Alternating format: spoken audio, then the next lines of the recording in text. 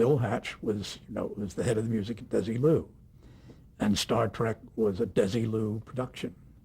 So he said, listen, he said, how would you like to write a theme for this thing? And we'll see, if Roddenberry likes it. When I was a little kid and I used to listen to the radio, there was a song by Richard Whiting called Beyond the Blue Horizon. And it had a long tune. And underneath this tune, they used to have usually an accordion player or something like that. You're going ticka ticka ticka ticka ticka ticka ticka ticka, you see, about triple time. You see, so on, with this long tune and all of this ticka ticka ticka ticka underneath it, the train.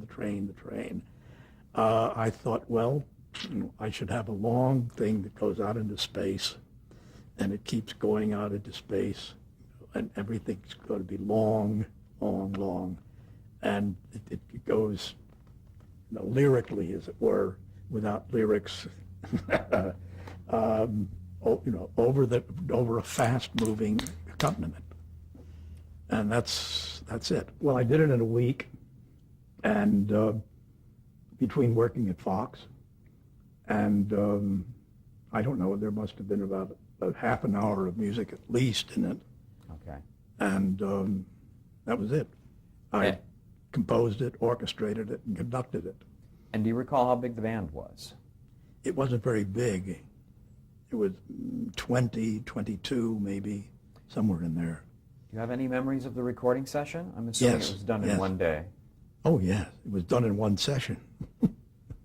I mean, In other words, in an afternoon, perhaps?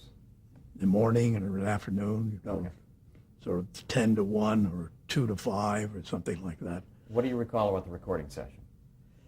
Well, I remember that, for instance, we had, there was a fellow in town named Jack Cookerly, who had been playing with various kinds of strange things on guitars.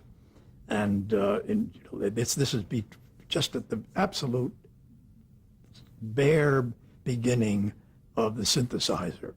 We had a Yamaha something or other, which was a very early primitive Japanese synthesizer, and which I didn't believe in anyway, and I still don't.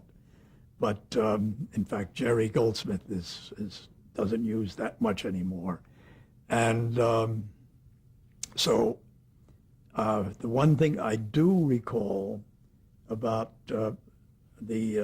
what happened after the session was over was I went into the booth and we were all sitting around, and they were talking about the fact that they had not been able to get the proper kind of sound for the spaceship going across the screen as, in the beginning, the main title. And so I said, well, what's the matter? And they said, well, we've tried electronic things, and we've tried this and that. I said, look, you can't, it won't cost you anything. Give me a microphone and give me the picture. So I went out on the stage and watched the screen, and as it went by, there was the microphone. I just went, and that's what they used. So you're the sound effect of the Enterprise whooshing by in space. That's what they told me.